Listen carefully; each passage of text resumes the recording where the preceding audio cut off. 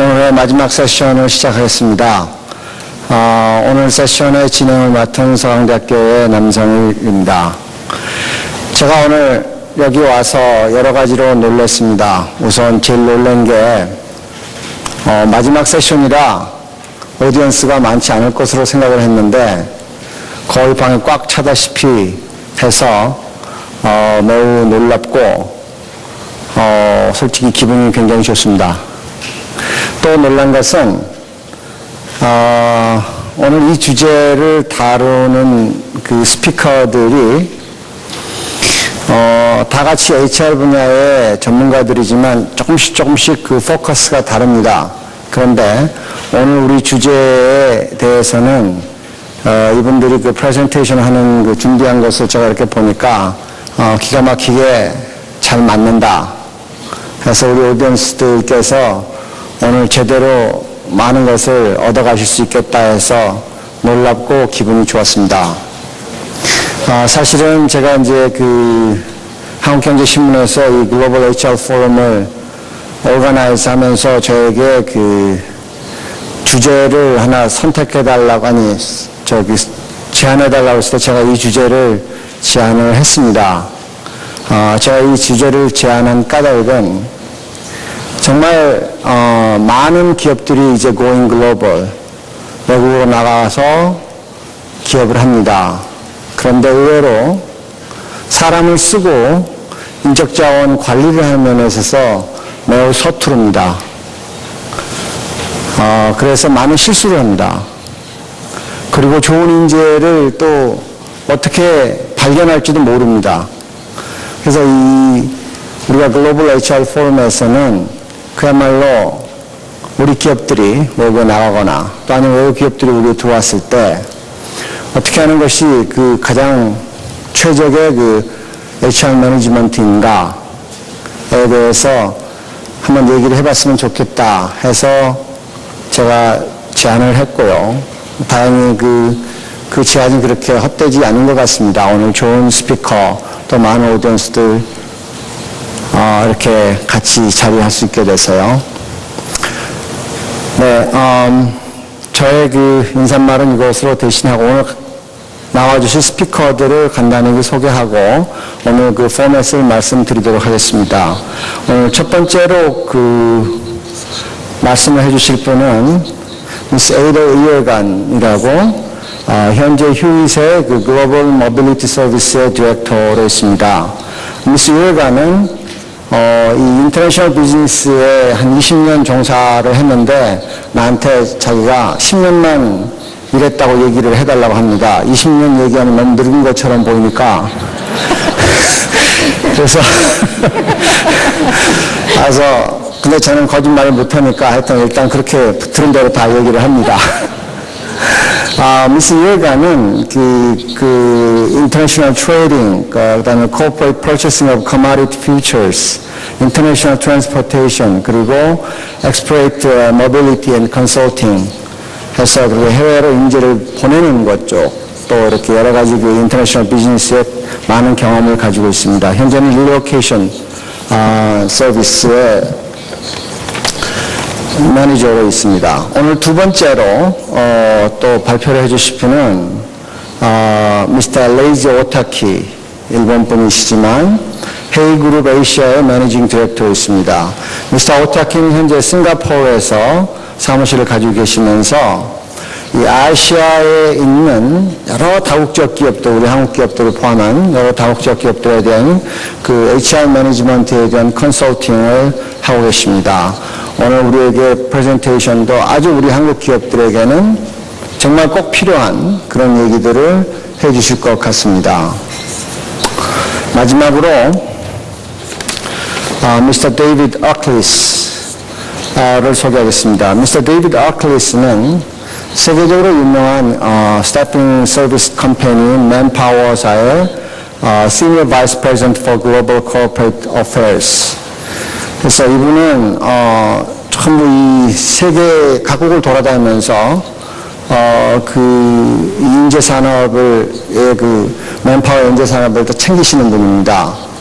그래서 아마 그 글로벌 그 HR 쪽에서는 가장 잘 알고 계시는 분이라고 생각을 합니다.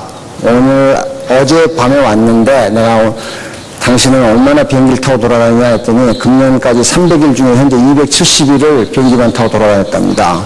자기 와이프하고 자기하고 아직까지도 잘 살고 있는 이유는 같이 있는 횟수가 2년밖에 안 되기 때문에 그렇다고 합니다. 1992년에 맨파워에 조인하셔서 그 글로벌 마케팅 앤 스트래티직 서비스 쪽에 있으시다가 지금은 뭐 각국 국제기관 또 여러분들이 잘 아시는 뭐 월드 이코노미 포럼 그런 데 관련된 일을 하고 계십니다. 오늘 여러분에게는 아마 여러 가지 우리가 기업들이 해외에 나가서 HR 문제로 부딪히는 골치 아픈 문제들에 대해서 어떤 솔루션이 있을 수 있겠는가에 대해서 강의를 해 주실 것으로 생각을 합니다. 오늘 세 분의 강의를 각각 15분 내지 20분씩 듣고요. 그러고 나면 한 20분 내지 25분 정도 시간이 남을 겁니다. 그때 여러분의 플로어에 있는 여러분들의 질문을 받도록 하겠고요. 그리고 질문이 없을 경우에는 아까 저희가 얘기한 대로 미리 얘기를 했는데 expatriate 그러니까 여기서 사람을 보내는 것과 현지에서 채용을 쓰는 것을 어떻게 하면 최적으로 결합할 수 있겠는가에 대해서 넷이서 한번 의논을 해보자, 한번 토론을 해보자 하는 그런 사전 약속이 있었습니다. 그러나 그것은 여러분들의 질의가 없는 경우에 하는 것이고요. 우리가 질의가 있으면은 여러분의 질문에 대한 답을 먼저 듣도록 하겠습니다. 자, 그러면 이제부터 스피커들의 프레젠테이션을 먼저 들으시도록 하겠습니다. 맨 처음으로 발표를 해주신 미스 에이델 이어간을 소개합니다. 박수로 맞아주시기 바라겠습니다.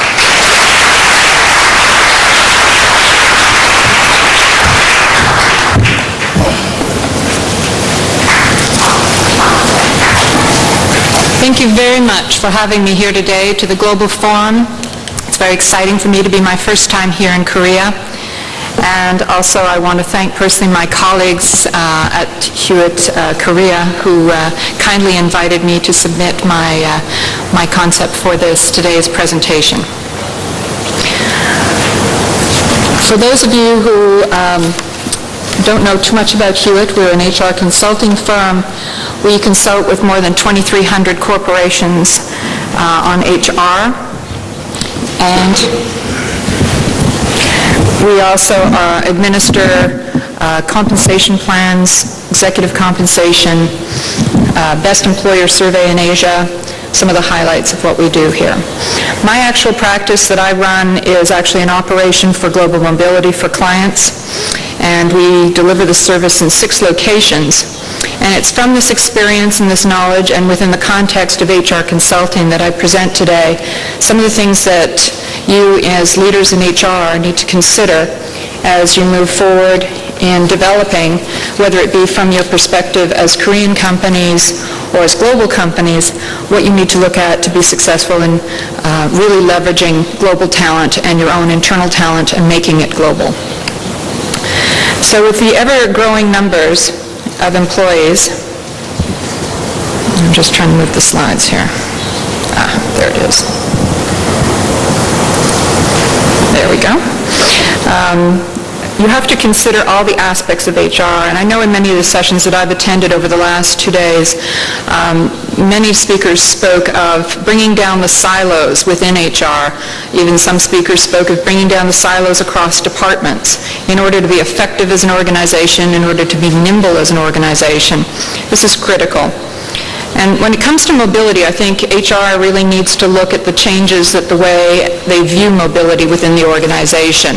Historically, it's been seen as a transactional activity, getting someone from one location to another. However, I think you can really use this as a tool in your kit of things to do from an HR and a workforce management and apply that a lot more strategically. It's sort of a little gem that you have there that you need to sort of focus on and bring attention to. Interestingly, the mobility perspective can bring both insights and solutions to the challenge of managing global mobility.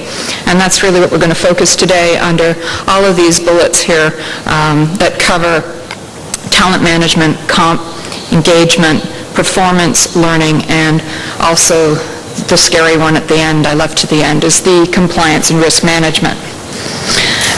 Another point that I really want to make is how important it is for organizations to realize that mobility has to be strategically designed around your business. It's not something that you look outside of your organization to see how someone else does it, but you have to look internally first. You have to make sure it aligns to your culture, to your vision, to your strategy, to your business needs, because mobility really touches the execution of your plan, both in so many countries and even locally, domestically, moving people, how you get that talent where you need them just in time.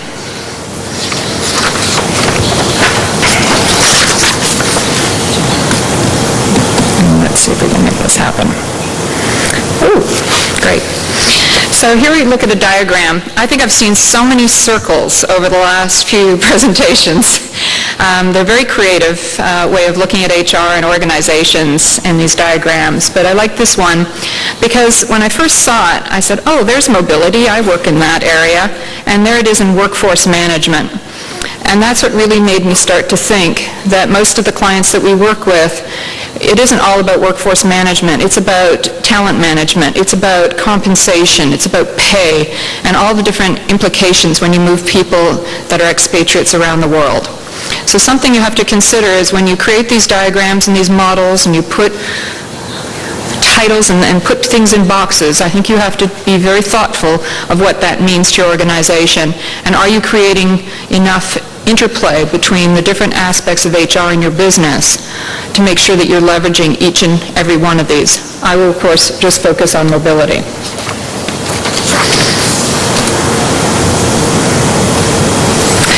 Another graphic just to bring out and highlight another very significant point about mobility.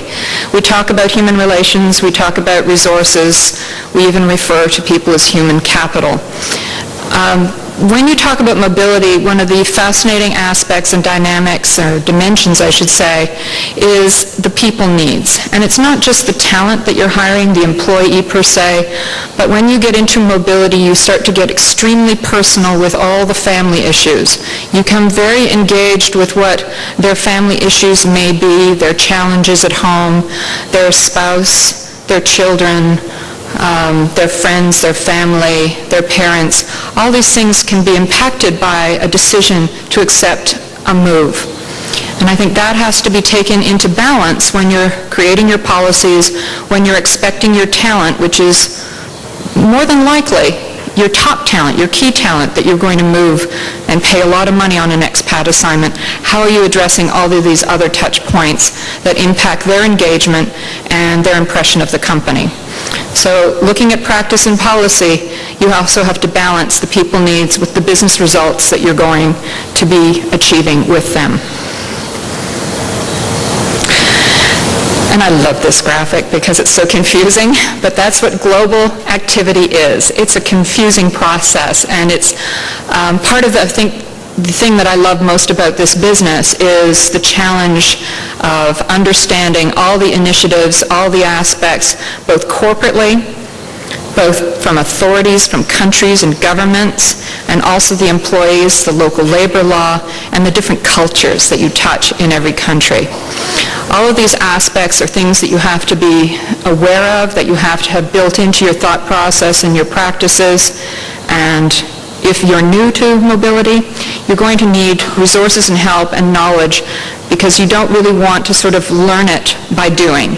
There's a lot of risk in doing that. And so you need to either get people into your organization who understand this very well, or look to consultants who can help you develop practices and be aware. And this is not just HR consultants. It could be from tax as well as legal. I'll get this by the end of the slides. I'll have it going the right direction. So let's just look a little bit closer at the internal challenges, the social requirements that are external, the tax requirements that impact, the compensation benefits as well as the activity. The authorities, they also impact this process, and the clients that you may be working with, depending on the style of your business. And then internally, all the objectives that the company has, from effectiveness, from cost savings, the employee needs, and as I mentioned, their family needs also come into play, and how you're actually leveraging those employee needs from a developmental perspective. And of course, within the business, there's all the different layers within business that touch a mobility event. There's the host country manager, the home country manager, there's the different line managers. All those things have to be considered in the whole scheme of an expat assignment. So it's not simply getting someone's household goods safely moved from Seoul to Boston. It really is looking at so many different impacts that this has on people's lives, as well as the company objectives and the local authorities. So we're going to look at designing mobility policy, what you have to consider, and there's six aspects that we're going to look at. The first one we're going to look at is talent management and development. And the first one is candidate assessment. For assignees, it's a great way to ensure good preparation. However, most often people are sent on assignment because they're there and they have the skill set. Any surveys that you read, that's generally the issue. It's a knowledge transfer that you're looking for. You have someone that has the knowledge, you're going to move them. But you have to look a little deeper as to what that means. Are they really prepared for an assignment? They may be one of your top performers here, but if you change their environment significantly, will they still be a top performer? And those things can be done in different ways. You can actually look at it from a deselection as an individual who decides they would rather just back out of the opportunity, or you can actually do it in a way that you sort of say, I'm looking at a number of candidates, you can test them, and then you can really make a better choice. Unfortunately, not all of us have the luxury of having a choice of candidates, but at least if you did an assessment, both you and the employee will have an understanding of where their challenges might be at performing outside of their normal environment. Then you have to look at what other ways can talent management be applied in an expat assignment, and that's developing global working skills. And that goes to something I'll talk about a little bit later, which is return on investment. So if you are going to send someone over, let's be very thoughtful and proactive about what are some of the objectives and the goals of that assignment, not just the business goals, but the long-term career planning and objectives to bring back that knowledge to share with the organization. And I think that's particularly should resonate with you here in Korea, as global mobility is a new and emerging area for you to focus on. From another aspect, you have to look at costs. How do you really select people well? I mentioned before, sometimes you don't have a choice, so you just react.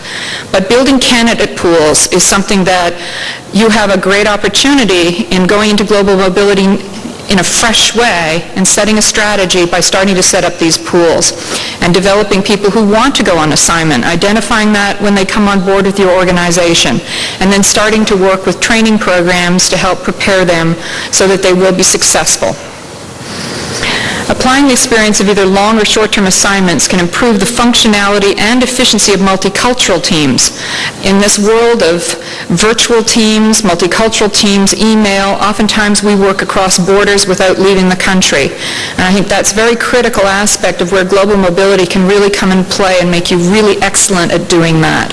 And I think that, again, it helps you globalize your company, use those experiences, bring them back internally, and let your teams really sort of learn from those experiences.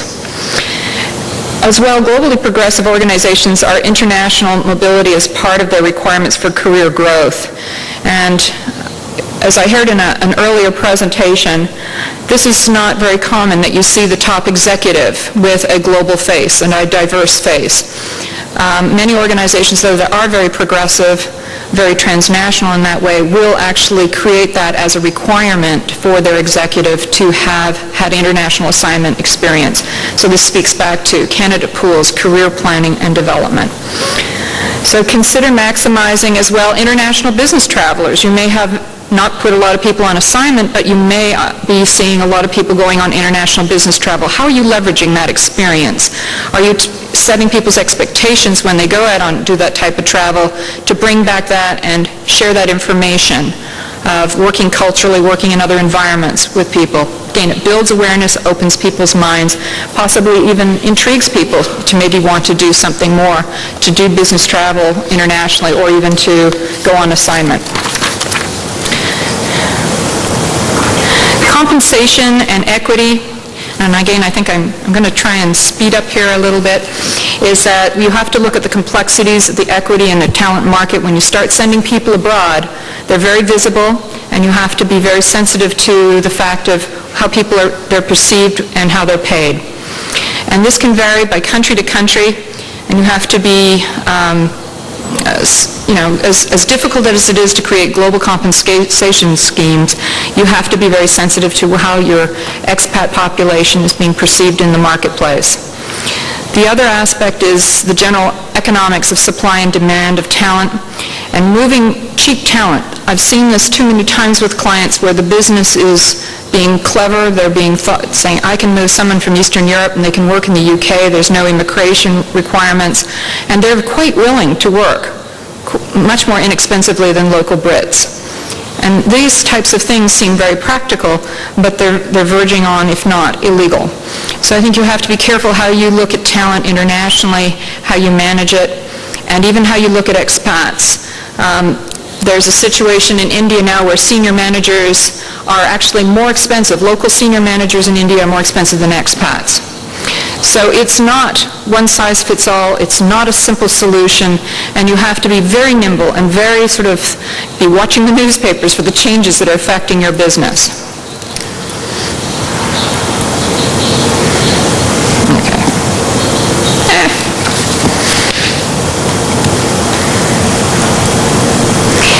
One of the other things that leads into businesses being proactive and practical is hybrid assignments. It's a very nice name.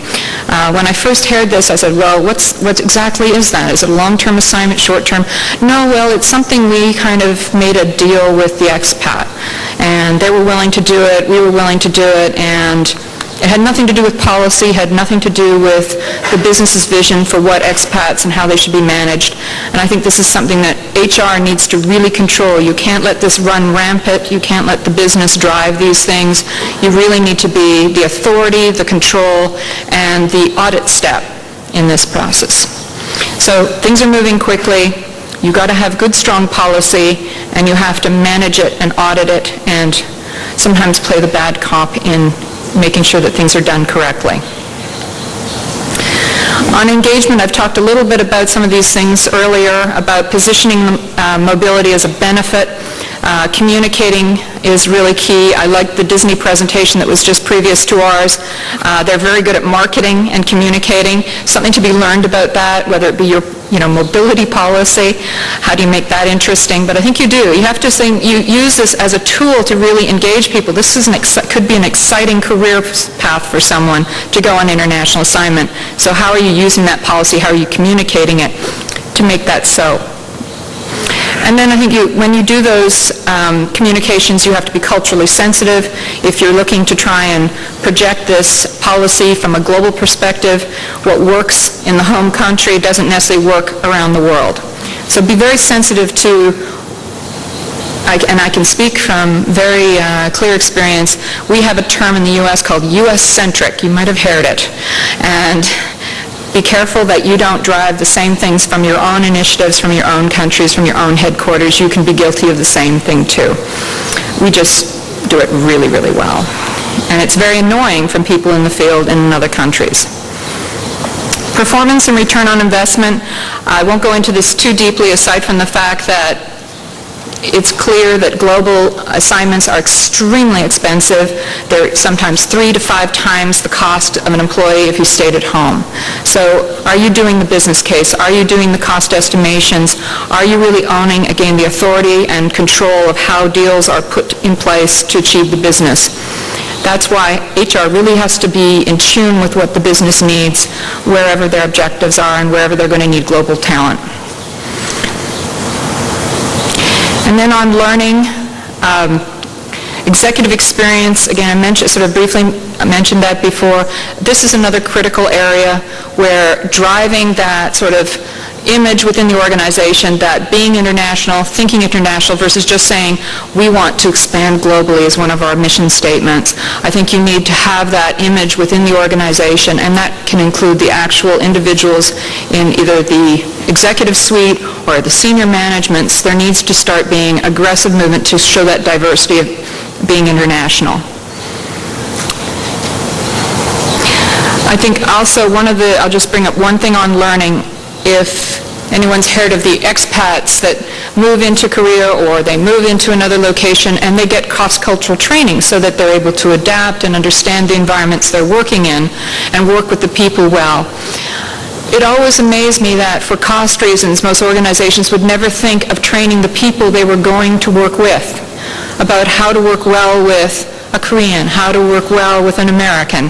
It's always either on the expat shoulders to be so clever to figure out all the different sort of intonations and subtleties of a culture. And it's a lost opportunity to build people's awareness and share culture and understanding. So something that is so easy to implement within an organization that touches global mobility and touches learning and just builds that, raises everybody in that situation, that experience to be positive. Maybe I won't get it right by the time I get to the end. So compliance and risk management, these are the scary bullets. These are the ones where you really have to be sensitive to the laws that you're going in and operating. Regardless of how large a company you may be here, when you go into another country, you're probably a small fish in a big pond, and you still have to abide by the laws, the taxation, whether it be immigration, whether it be permanent establishment. All these things that change the whole environment of your whole corporate tax structure even. So be careful, and even people traveling, business travelers, are even a risk place where you now go through a border, you swipe your passport, the government knows how many days you've spent in a country. These all calculate up. These all apply from a tax compliance situation. So be alert, be aware. These are all sort of things I won't try to be too scary, but I think you have to be aware. You have to be looking into this and planning for that. The next few slides, I just wanted to show you some graphics. They're in your book. You can really spend some time really sort of looking at them in more detail. But it shows you the progression about how important it is to have processes and procedures that really are linear, that are integrated. They're strategic not only within HR and through the process with employees and corporations, but also as they touch all the compliance aspects. And I thought, and again, they're in your book, I won't spend too much time on it, just some development within relocation, how companies have done it themselves, used outside vendors, and with different degrees, and now even outsource the process. And there's even a trend to insource it. So I think you really have to find out what's right for you. And I thought this was also an interesting thing in regards to the spending on relocation in the different regions of the world. And it's significantly growing in Asia Pacific, but it's still an emerging area, but something you can get in front of in regards to policy. There are practices that are proven, but you have to look at them in the aspect and in the viewpoint through the lens of your own organization and your own culture. So in summary, the mobility should be an integrated aspect within HR. You need to harmonize policies that touch all those 6 aspects of HR. Don't just do mobility in a tactical approach. It really can be leveraged in the other areas. And try to take a genuine global approach. Don't lose your own culture, but you have to be global. You can be local as well when you have to do things specifically to local area, but you can take some standards that are global. And make sure that you really try and create an effective and a consistent employee experience, and keep in mind that when you touch the employee in this process, you're also touching their family.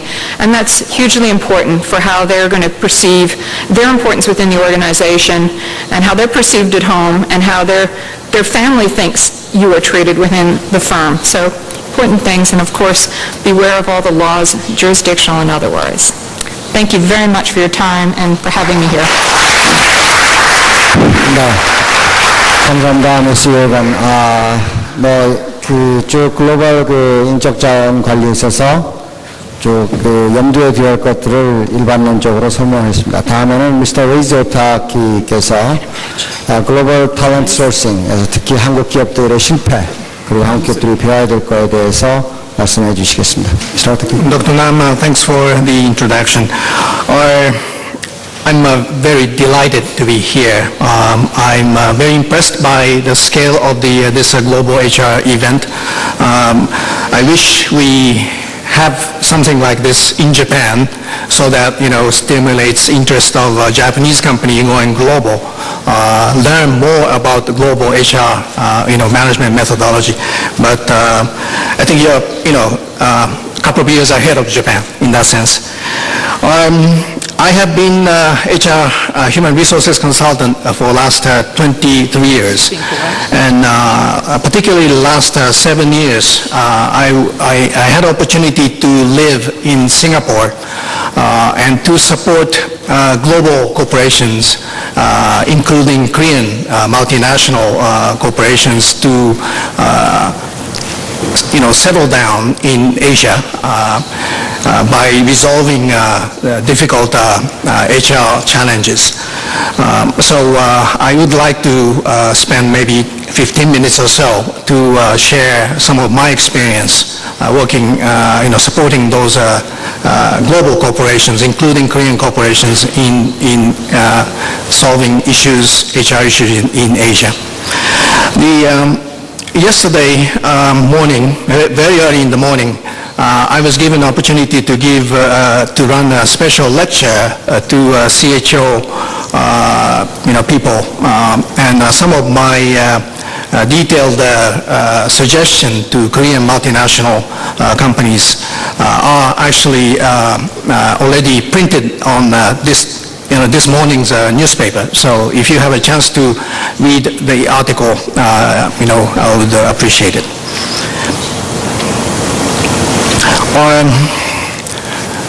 What is going on, particularly in Asia, I would say also in Latin America, is the war for the talent.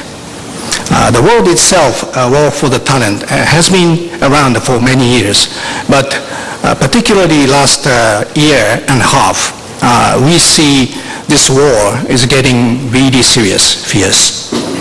And of course, this is because of good economy.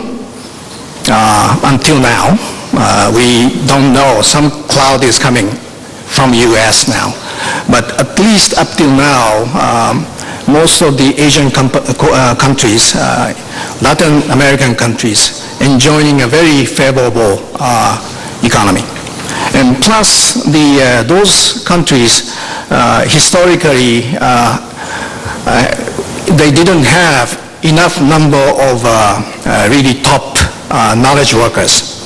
So because of those two reasons, lots of multinational global companies, also local companies, are fighting against limited number of top-notch talent. That is what's going on and becoming even more serious. I understand in Korea, though, fresh graduate from the universities are still having a difficulty to find the right job because the Korean firms are still very careful not to hire too many of them. They have a bad experience before. But maybe excluding Korea, most of the Asian countries, again, Latin American countries, this is what is going on. I have 3 daughters, and 2 daughters are now coming out of university, and they can get the job very easily now in Japan. They have a choice, lots of choice. I just would like to show you our recent salary projection information for major Asian countries. This is overall salary projection information. So for example, like in India, companies has to budget at least 13.3% as a salary increase for next year, including white collars, professionals, white collars, and blue workers. So you can imagine if we only separate knowledge workers, professionals, managers, this percentage will be even more, even higher. Same thing can be seen in China, Indonesia, Vietnam. Singapore, I have been living there for the last 7 years, since 2000, year 2000. First, maybe 4 or 5 years after year 2000, job market had been very quiet. But last particularly 2 years, anyone in the office can be reached by headhunters. I mean, usually they call you. There's almost a joke in Singapore that if you don't get a call from headhunter every week, you must have done something terribly wrong. It's true. And this is almost a joke, but true reflection of what is going on, even market like in Singapore.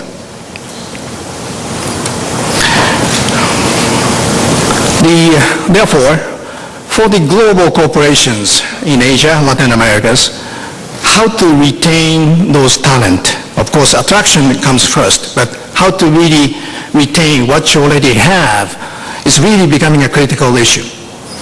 And those companies who doesn't have a good experience or who doesn't have enough tools to tackle with this issue usually get panicked. And those panicking companies start implementing short-term retention programs. They think that they don't have time to tackle on a mid to long-term retention program. Therefore, they start implementing very short-term measures to face the challenge. And those are counter offer in cash. It's very common that your employees, I've actually have experience working for a Korean company trying to settle in India, for example. Very often, India staff come to talk to you, says, I got to offer 80% more than what I'm making now. I got to offer 100% more than what I'm making now. And those companies who doesn't have experience, again, get panicked. And they say, okay, well, we can't lose this person. This is very critical damage if we would lose this person. And therefore, they counter-offer. Or they immediately try to promote the person, or they come up with some sort of a cash in front of those people as a retention bonus. Or some cases, they promise those employees that, okay, we will give you special assignment, and you go to Korea. You go to Korea for 1 year. You go to Singapore, our subsidiary, for half a year, kind of thing. And as a consequence, pushes up the operational cost and create too many anomalies and create also negative organizational climate. You can easily imagine. And those who come to talk to you with,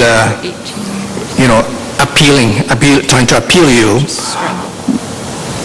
usually the people who are very much self-centered. And people surrounding those people, those persons, may not see company treating those people, with a special way. So usually short-term solution end up with creating a negative atmosphere within the organization.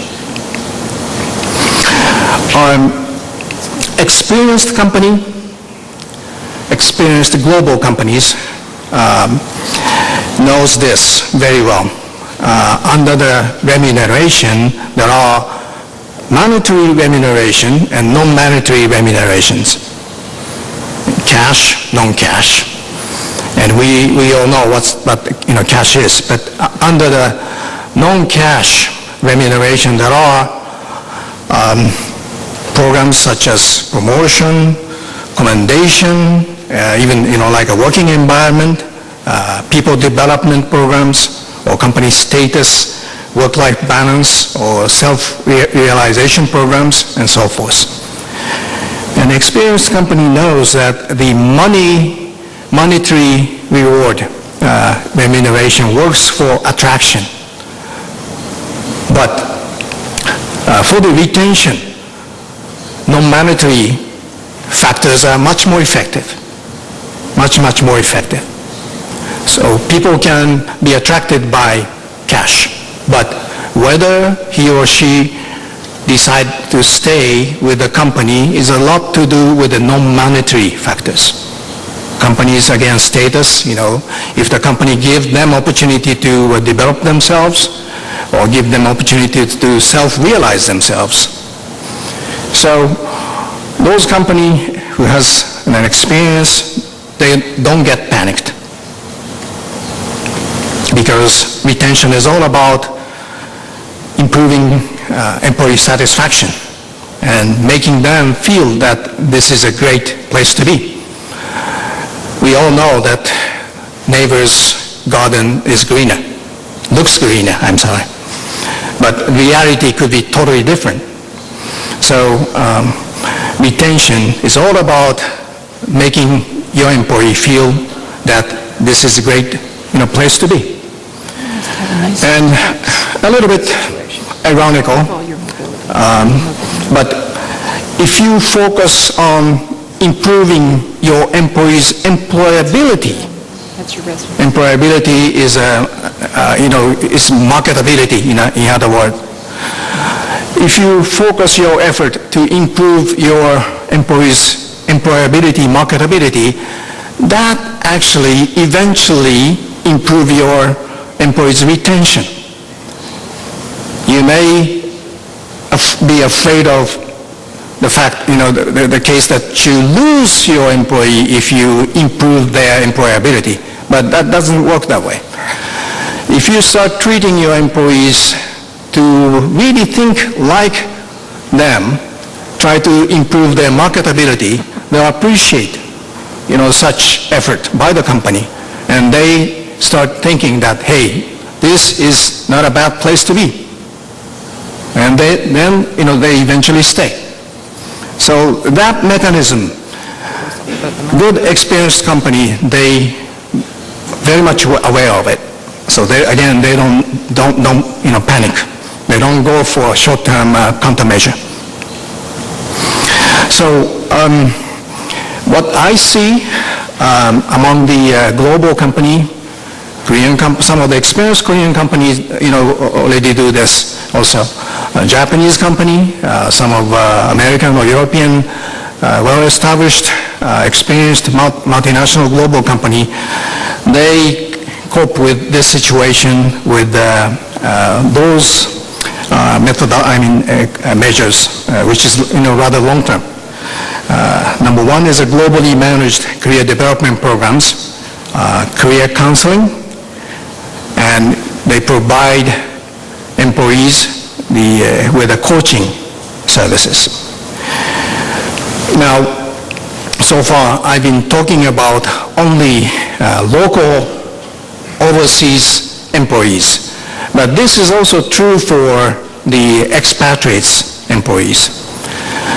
Yesterday, at the time of my special lecture, I talked about Korean companies' sort of a tendency to dispatch too many inexperienced expatriates overseas, try to manage the overseas operations.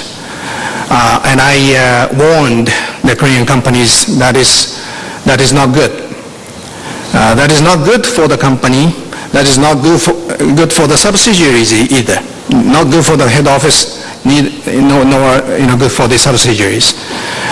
For the local employees, they have to deal with expatriate managers who doesn't even have management experience.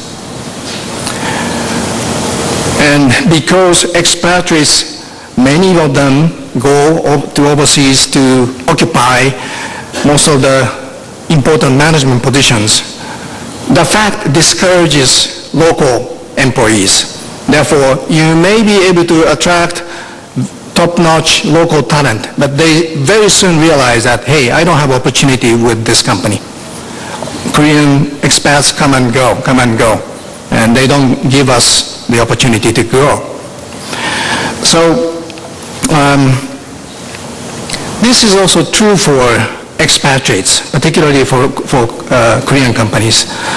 If you start providing coaching or career counseling advice to expats also, this will be very good for them to grow as experienced expatriates. And that'll work win-win for expats as well as for the local talent.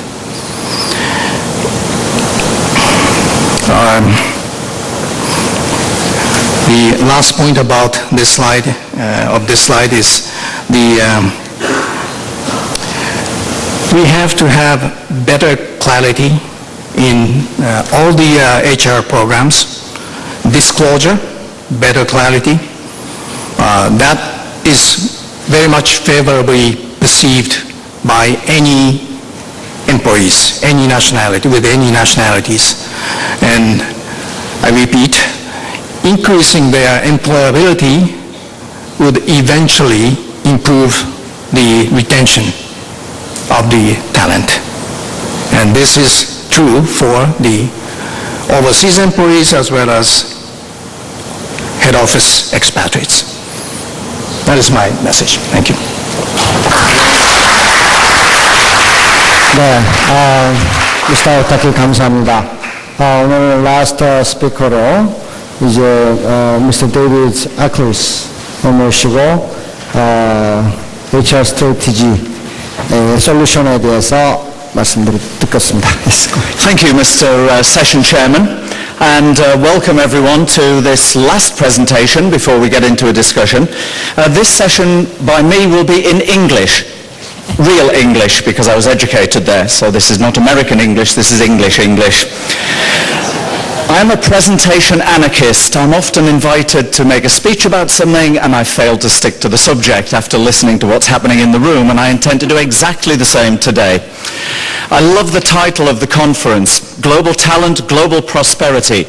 I like the idea and I like the result if it does end up in global prosperity, but I think we've got a few problems, and I'd like to outline a couple of the problems inherent in global talent management today. Theoretically, mobility is a great thing. And mobility I do not just take as geographic mobility, because in our employee sets today, in our companies, we need more than geographic mobility. We need attitude mobility, cultural mobility, and skill mobility, and hopefully skill transition to high-level skills. So companies like the consulting companies you've already heard from, and staffing services companies like Manpower can be of great help to you in developing a strategy to handle your talent requirements in what was effectively described as a war for talent. By the way, the gentleman is right. If you think you've experienced a war for talent in the last 10 years or 20 years, you're wrong. That was only trench warfare. There's a huge tsunami of talent shortage coming this way, so you'd better get used to managing it. So, you're going to need all of the help we can give you to manage the new talent paradigm, and it needs to be written into your strategy. By the way, I love the notion of foreign assignments. I've done a lot of foreign assignments myself. My favorite was when I was working with Hewitt in the Middle East as the general manager. They sent me to Baghdad in Iraq, and I got arrested as a spy and spent 6 months in jail. I still encouraged other employees to take foreign assignments after that, however. So, why is Manpower interested in this issue of mobility and talent management? Well, you may or you may not know this, but Manpower is the world's largest employer outside of governments. We have 4.5 million employees every year, and we take those employees, we contract them to our company, and we place them in other companies to work. So we are a considerable and huge employer. We handle up to 18 million different people every year. So that's why we're interested in the notion of supply and demand, what's happening with talent. I'm going to give you a very quick tour of the problem of talent on a global basis. But before I start, I always preface my comments by saying the biggest problem in the whole paradigm of work is not corporations, it's governments and it's politics. And governments and politics very often get in the way of sensible economic solutions. Any government minister or politician that espouses a policy of good and free immigration to solve work problems is never going to get another vote in the history of mankind. And there you have the problem with mixing politics and economic requirements. But I think we're going to have to change our attitudes in future. Here is the basic problem, ladies and gentlemen. The G8, who you all know, the biggest 8 countries economically in the world, produce 80% of the world's economic output. And they have something called disastrous fertility rates. A fertility rate is how many children every active female produces. As I know you know all of this stuff about demographics, you know that every active female in any population has to have 2.1 children in order to maintain a stable population. The average of the G8 countries is 1.6 children per active female. What does that mean? This is not rocket science, ladies and gentlemen. It means that we have falling populations. When you have a falling population, you have less kids going to school. When you have less kids going to school, you have less kids coming out of school and going to university and getting qualified. Just to give you an idea of the degree of the problem, if you look at Europe, in the next 20 years, Europe loses 50 million workers net. 50 million less workers. So what are we going to do? Offshore all the jobs? I don't think so. What are we going to do? Have huge migration? Well, the politicians are going to stop that. So what is the solution? And I think together with some of the very smart people that we have in consulting companies and what we work with, we maybe have a solution or two. But today, we definitely, as Houston once said, we have a problem. And it's going to get worse. Labour does need to move on a global basis. And by the way, did you know that the fastest growing crime sector in the world is the illegal movement of workers through human trafficking? Every day, 50,000 people are trafficked against their will. And this is something that the business community in the world needs to do something about. I'm now going to go through very fast a lot of slides. Don't worry, you have them all in your pack. You can also log on to manpower.com and get even more data. There's enough data on manpower.com for you to become the next Labour Minister of Korea, because the data is there to tell you what to do next, the right thing to do. And by the way, does anybody out there know what the Korean fertility rate is? Average? 1.2. If you don't know how to write a human resource strategy because you don't know what the problem is. Go away after this session and find out what the fertility rate is. Find out how many people are going into universities and where they're coming out and being streamed into which professions. That might help be a start to your new human resource strategy. I will end my very quick presentation with 8 assertions. Please pay attention to the assertions. They are a roadmap as to what you need to do to have an effective HR strategy in future. What is the problem? Here is the problem, or part of it. It's a very complex slide, but what it really shows is that the developing part of the world is growing bigger, much faster all of the time. So the developing economies in Asia, places like India, China, Vietnam, and Cambodia are growing very, very fast. What does that mean? It means that they have huge talent requirements.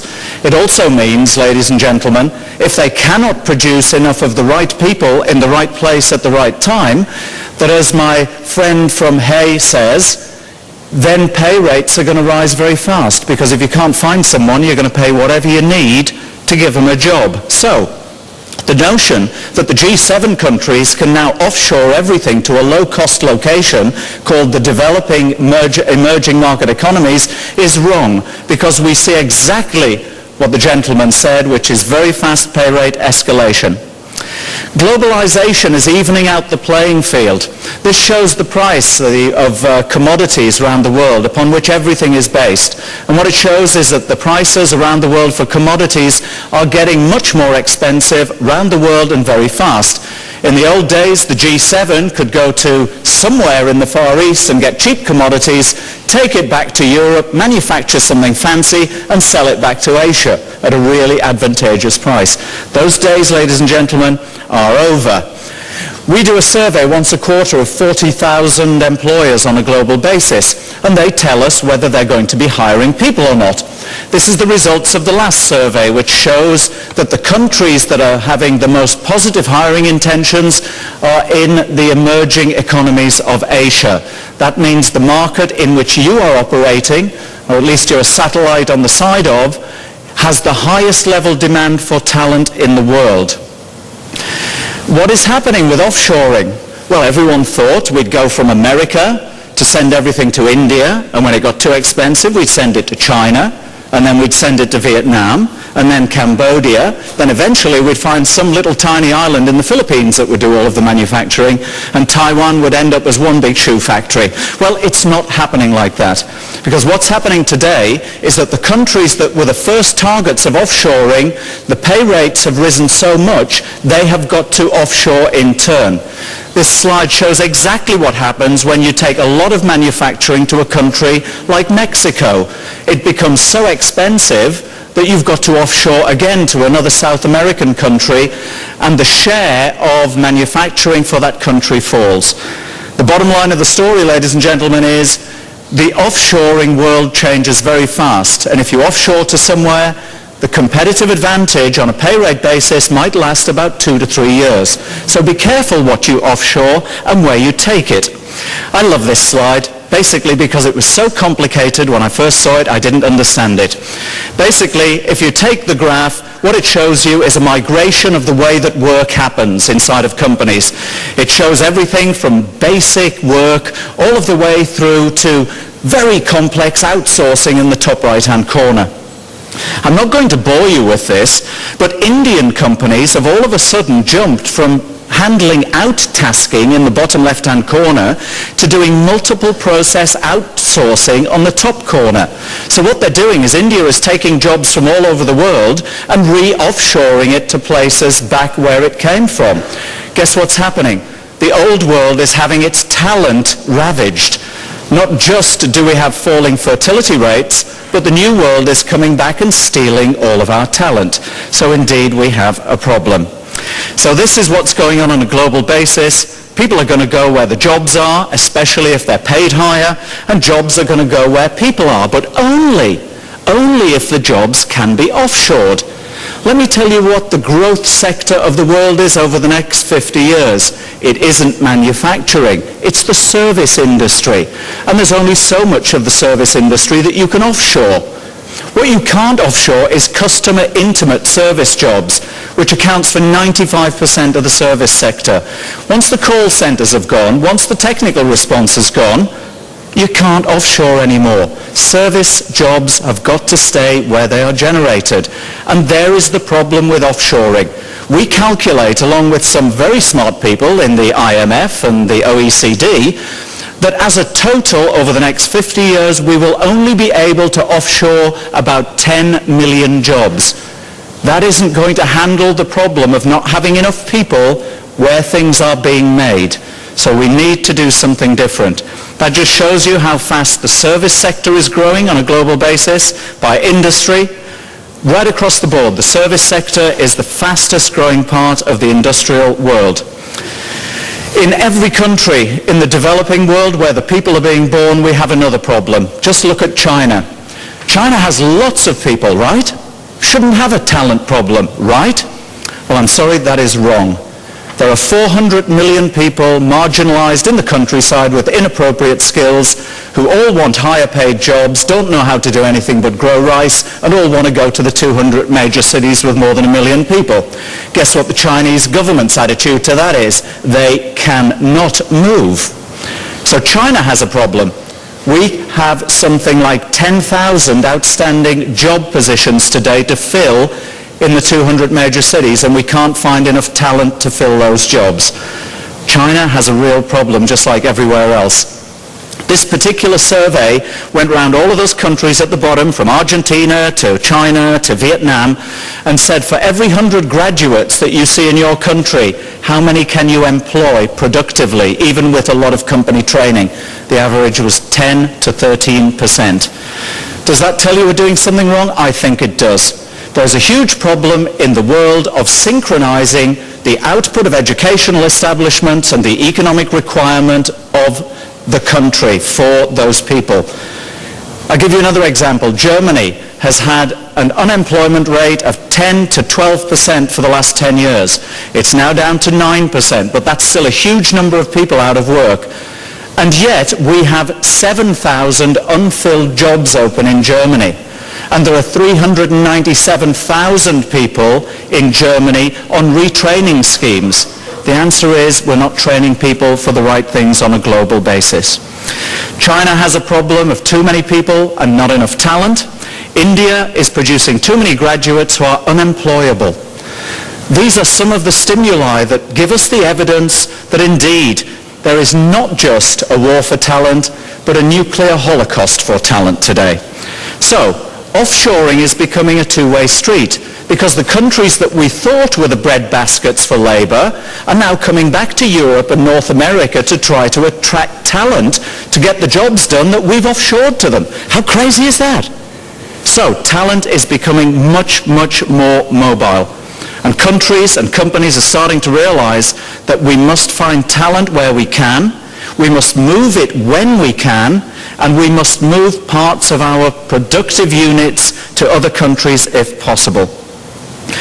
If you look around the world, it's bizarre and remarkable how many jobs are in demand. And you would think it would be easy to find these people.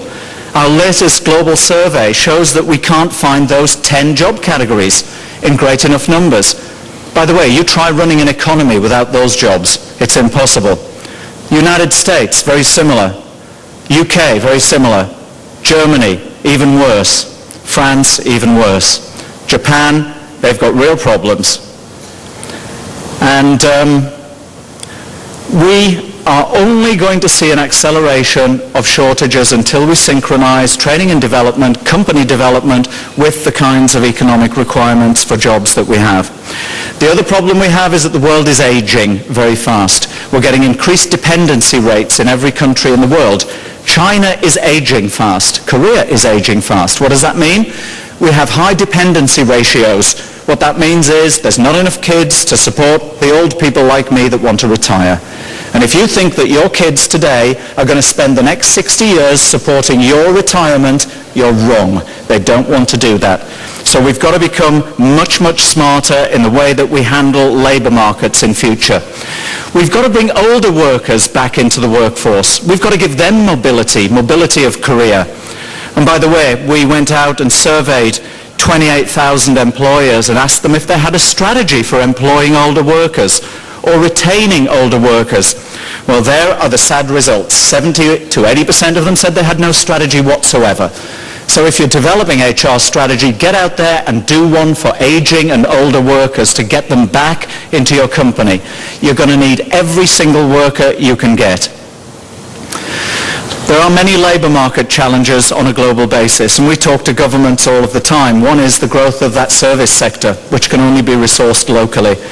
And there are huge skill gaps that I've already mentioned, and I've put the detail in the slide pack. You can have a look at that. There is an organization that promotes the employment agency business worldwide, which I also represent. I'm here representing the chairman of that organization, that federation. It's called CIET, and we have many, many members, over 10,000 around the world. And we promote employment agency work. And why do we promote employment agency work in all of those countries? It's because it makes the workforce more flexible. We have objectives to protect and promote the interests of our industry because it does good things for workers. It introduces much more flexibility into a working system along with security. In our industry, we call that flexicurity. We do believe that employers should allow employees to move around companies much more flexibly these days. We can make a case that shows every active economy in the world that flexibility equals better productivity equals better competitiveness equals better countrywide economic performance. What does that result in? More foreign direct investment. This is not rocket science. Don't let any economist persuade you economy is hard. It's not. It's easy. It's about flexibility and competitiveness, which is based on talent and talent management. It's really straightforward. Temporary work agencies like ours that employ people, and we employ our people full-time and then place them into jobs, can help take people from unemployment to employment, from education to work by giving them lots of kinds of examples of the kinds of work they can do. We can help people transition between two jobs, and we can help them with their work-life balance by giving them appropriately mixed jobs in terms of time at work and time at home. In your strategy for the future, consider the use of flexible workforces. Do not hire every person you need. That would be not a very smart thing to do. Finally, 8 assertions. Build these into your human resource strategy, and I guarantee you'll be a success. First of all, the developing world is good for the world because it will help expand the global economy but brings with it some problems. It brings an increased demand on 2 things, natural resources and human and talent resources. Please remember that when you're doing a profile of the countries and the talent requirements for the countries that you operate in. Europe is going to be a problem. If any of you operate in Europe, we've got to go through huge reforms in Europe to be competitive in the future. So a special part of your HR strategy for Europe, remember, we're going to lose 50 million workers. What is that going to mean? Probably it's going to be hard to get the job done in Europe. But I'll tell you 2 other things it's going to mean. It'll mean, number 1, a fast track into the Economic Union of Europe for Turkey, which has so far been rejected on the basis of its Islam community. And why will Turkey be accelerated into Europe? Because in the same time that Europe loses 50 million workers, Turkey adds 50 million workers. Guess what? We're going to use Turkey for human resources. And in the future, we'll use Egypt for human resources in Europe, because Egypt has 95 million people, most of them underemployed. Start thinking about human resources in big numbers and big locations. You will need to be very smart to resource the ones that you need in future. The location of jobs that can be moved is continuously challenged. Remember my story of you can offshore, but then pay rates rise very quickly and you need to offshore again. If you went there in the first place for a competitive cost advantage on salary. Remember that. Never just offshore for pay rates. It's a dumb thing to do. You need to look at the whole reason for moving to another location. Technology is increasing our capability to offshore without moving processes and people all of the time. So technology will penetrate what we do on a much bigger basis in future. The most important fact for your future locations of your business should be the availability of skills. That will be the critical thing for your corporations for the future. Jobs that can't be moved, like the service sector, are going to be influenced by 3 issues. Demographics, who's being born, where they're being born, and how they're being trained. The application of technology and immigration will open up hugely on a global basis over the next 50 years. If it doesn't, the global economy will stall. Growth will stop. We need huge amounts of people to move to fill the service jobs that I was talking about. The practice of global work organizations will increase and change.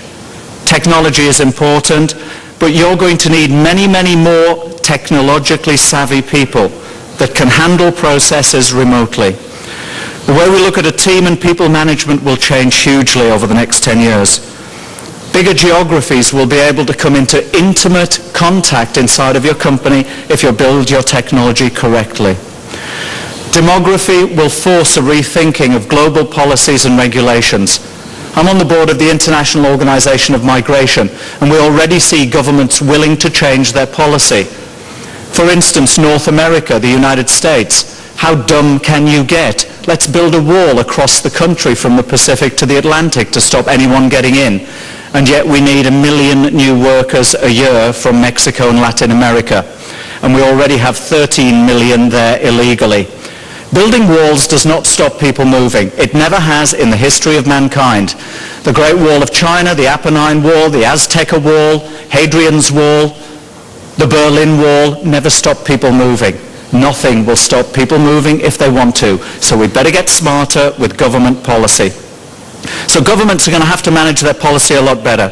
And companies will need to rethink their talent strategy for older workers and how you keep and retain younger workers for their career.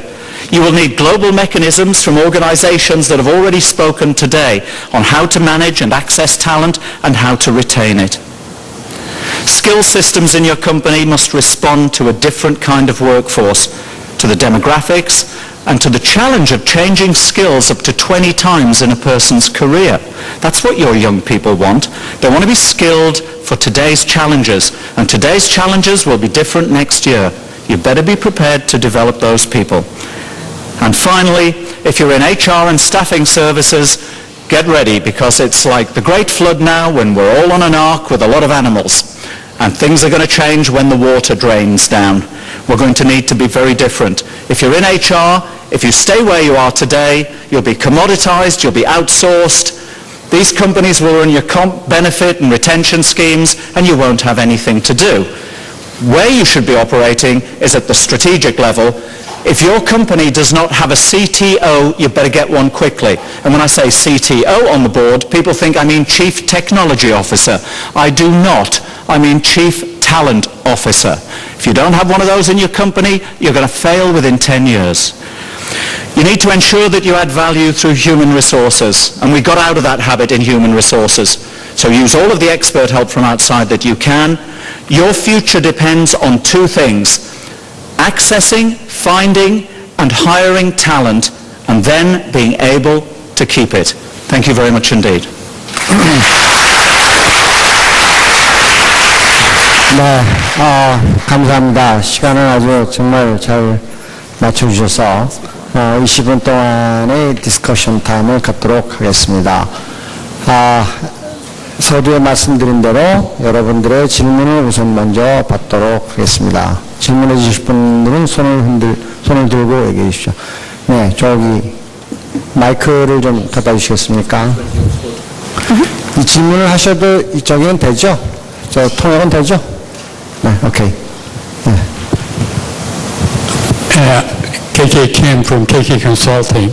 I'd like to ask question Adele Yeargen. What you have presented today, according to your chart, seems to me every year increasing the budget, the relocation cost. But according to under the circumstances of powers of digital economy right now in the United States, about more than, my understanding, 13.5% they're working at home mostly. But different subject with David. David is mostly related to workers, offshoring, this. But these are line management about why you do not, is there any reason why you do, still promote the relocation in spite of the fact that the cost-wise, budget-wise increasing every year like that, compared to the local hire? Because globally, you could do more economically higher in localization. But still without having that localization, you're trying to increase the budget so that in terms of the relocation cost is now getting every year, getting increased. This is what I would like to know the reason why. And another one is the Hay Group, but you were saying for the successful retention, but in employee satisfaction is very important. But the important thing is how to make the employees be able to have that kind of satisfaction. That I would like to know. That's all. Thank you. 네, 고맙습니다. So one by one. You want to go first? Is it on? Yeah, it's on. To talk about localization versus expats and rising budget costs goes back to the concept of talent and access to talent, knowledge of where that talent is. And I think if we take some initiatives from some of the other speakers earlier in the session about collective intelligence, human resource programs rarely have good knowledge about their talent within their organization. And I think that is part of the issue where we rely on expats. It's comfortable, it's known. It's an old standard way of operating. There's a comfortableness about moving someone you know to another location. There's a trust factor. That is changing rapidly. The cost is still there. I don't see expats going away. I still think they do bring a great deal of value, but they need to be operated in a location and brought back very quickly. It needs to be more of a strategic approach. Right now, I see organizations that will do detailed cost analysis of sending an expat over, but they don't have any performance-related objectives and goals and monitoring. The business case might be made at the front end, but it's never graded along the process of what could be a 1 to 5 year assignment. And it just sort of languishes. It goes over there, it's, as they say, out of sight, out of mind. And creative ways of localizing that, using that, what it should be doing is finding that local talent, creating the immediate succession plan locally. But you don't see that happening effectively by organizations. It's something we need to get a lot better at. 고맙습니다. Thank you. Mr. Ohtaki, follow? I guess the question was how to improve employee satisfaction. Employee satisfaction is indeed linked with many other factors. Is a very complex issue for sure. But my suggestion for the HR professionals is to look at the employees' employability, improvement of marketability. If the marketability, employability of each employee is going to go up, then they would very much appreciate the effort the company has made to improve their values, even internally, externally. So although those two factors seems to be quite opposite and contrary, but my suggestion to HR professionals, people here, is to look at the improvement of the employability. Of course, there are lots of other factors. If the company is losing money, not profitable, then that certainly would have a negative effect for the employee satisfaction. But among all those complex factors, my suggestion was for the HR managers and professionals. Okay, thank you. 계속 질문 받겠습니다. 저쪽에 좀 갖다 주시겠어요? 네.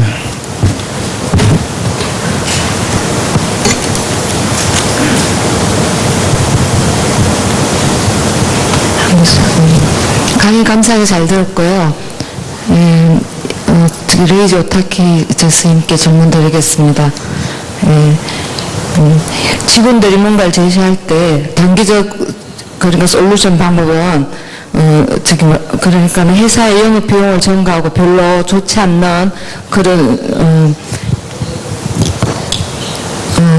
부정적인 방법이다. 그렇게 해서 좀 더 그러니까 경험이 많은 다국적 기업이나 그런 데서는 인재를 유지하는데 지금의 직장이 최고다, 그런 인식을 심어줘야 된다고 말씀하셨습니다. 그래서 그런 것을 한 예로 해외 주재원뿐만 아니고 모든 직원들에게 커리어 디벨롭먼트 프로그램과 커리어 카운슬링, 그 다음에 코칭 같은 그런 예를 들으셨는데, 제가 보기엔 이 세 가지가 저희 동일하게 그러니까 커리어 코칭 내지는 커리어 카운슬링 부분에 들어간다고 봅니다. 그럼 이것에 대한 구체적인 어떤 그런 스킬이나 혹은 좀 뭐랄까 디테일한 부분을 제시해 줄 수 있나 하는 그런 질문을 하나 드리고요. 또 하나는 제가 지금 알기로는 국내에도 고객만족센터뿐만 아니라 직원만족센터를 운영하고 있는 그런 기업체들이 좀 있습니다. 비근한 예로 신한은행이라든지 삼성 같은 데서 그런 거를 운영하고는 있지만은 회사라는 그런 기업체에서 운영하기 때문에 그런 곳을 방문을 하거나 상담을 받음으로 인해서 오히려 조직 내에서 조금 이상한 사람으로 보는 이런 경향이 있어서 상당히 어렵다는 그런 것을 제가 접한 경험이 있는데 이런 것들에 대해서는 어떻게 직업 만족도와 연결해가지고 해결해 주실 수 있는지 답변 부탁드립니다.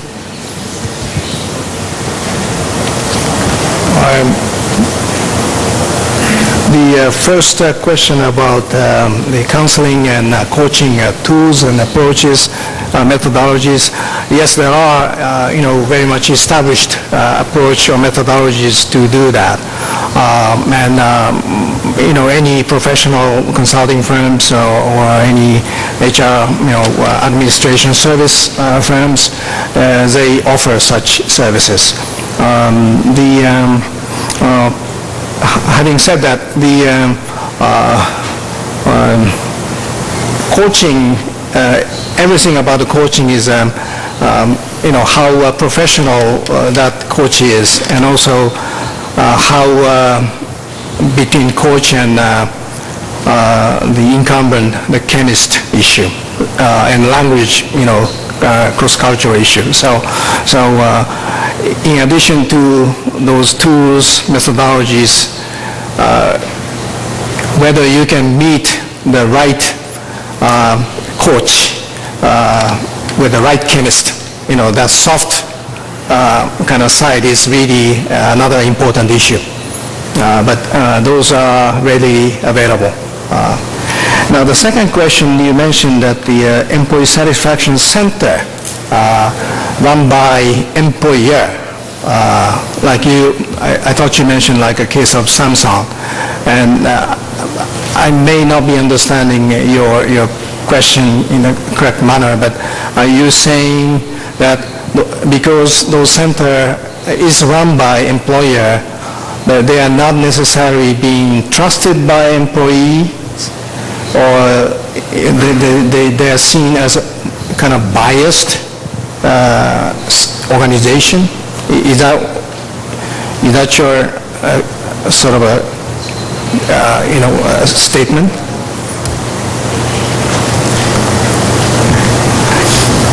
Okay, if I interpret her question, is she seems to say that many Korean companies, they're running as a satisfaction department for own employees, and then but still there seems to be some uneasiness with that the use of that department.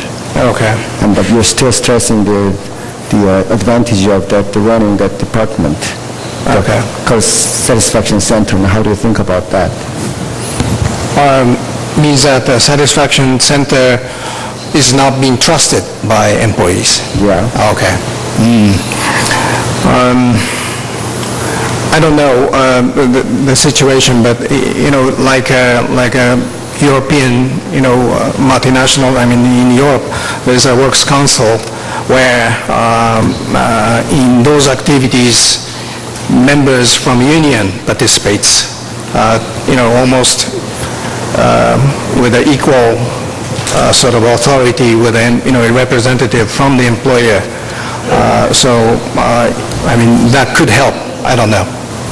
Okay. Right. 계속해서 다음 퀘스천 질문 받겠습니다. Okay. 앞에서 여기 좀 일어나 주십시오. 그래야지 다른 분들 Okay. Hi, this is a question for Mr. Arkless. I was just wondering, you were talking about the importance of a CTO, but from the perspective of talent, how do we get into the range of a CTO so that they could pick us to become part of the fantastic workforce you're talking about? Say the second part again. How do we get into the range of the CTO so that they know that we are talent and they can pick us out? Interesting one. How do you get on the radar of CTOs? Look, there are more mechanisms today than ever before for individuals to be globally marketed, really. I logged on to something the other day and it shocked me. I logged on to YouTube for the first time. I found out two things. First thing I found out was that my daughter, who's at university, got back together with her boyfriend, which was interesting. And the second thing that I found was that there are companies that are communicating on YouTube to try to attract people, and there are people going onto YouTube that are trying to sell themselves as well. So if you look at the internet, what it's done is it's made a global possibility for people to make themselves available to people that are looking for talent. And there are so many websites that you can go to. Don't just think about job boards, and there are lots of those. If you go to any consulting company, they will give you a free assessment of what kinds of things you're likely to be good at, whatever. So I think there are just so many opportunities for people, individuals today, to be globally marketed. And I just think that you just go on the internet, you find out that way, and you'll find 1,000 different directions to express and develop your talent. And eventually you'll end up with a real person who can counsel you.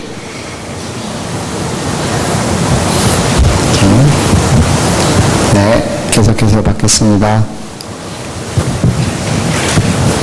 또 질문이 없으시면 질문 준비하시는 동안 제가 아까 전에 약속했던 걸 묻겠습니다. 지금 두 분의 그 스피커가 서로 컨트라딕팅한 얘기를 합니다. 우리 미스터 오타키는 you said, you talked about downside of Korean companies sending inexperienced expatriates, but at the same time, Ms. Yeargen said the reason that we send expatriate is two factors. One is comfort factor, right? Second is trust factor. We send our people to foreign countries as expatriates because we feel comfortable dealing with them, and also we trust them. Okay? So how do we cope with these two conflicting things? Mr. Ohtaki, you first, and then...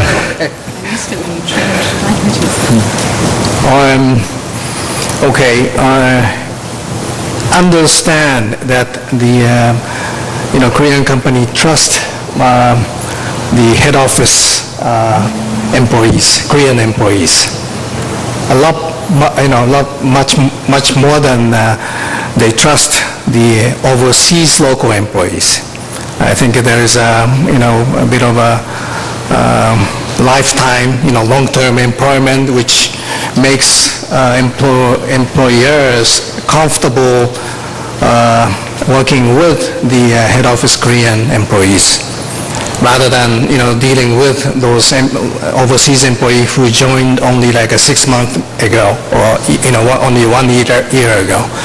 But my view is that if you continue to operate overseas operation with those expats from the head office, then this is a never-ending story. You discourage local employees, particularly good employees, because again, expats taken all the important positions out of their hand. So easily, Korean company can be trapped into the sort of evil cycle. Understand that still, like in the technology area, engineering area, when you have to transfer some technology to overseas, you need to send professional engineers, manufacturing expert, those people. But I think effort has to be made so that you develop overseas local managers to be as good as head office expats. Okay. I agree with that. I agree with that in that you can be trapped by it, but sometimes it's a necessary element. Depends what you have at hand, what the goals or the objectives are. But I think you need to be looking at, that was the way it was done, that was a standard approach, and as you heard from Mr. Arkless today, things are moving very rapidly, the dynamic is changing, the world is flattening, and we will need to be looking at the local solutions. But the local solutions might not be local to the country you're looking at. It may be regional solutions. You're still looking at an expat, but they aren't necessarily coming from headquarters. And that is very common when a company becomes much more transnational. They're looking for what the best talent is and moving them to the place to get the job executed.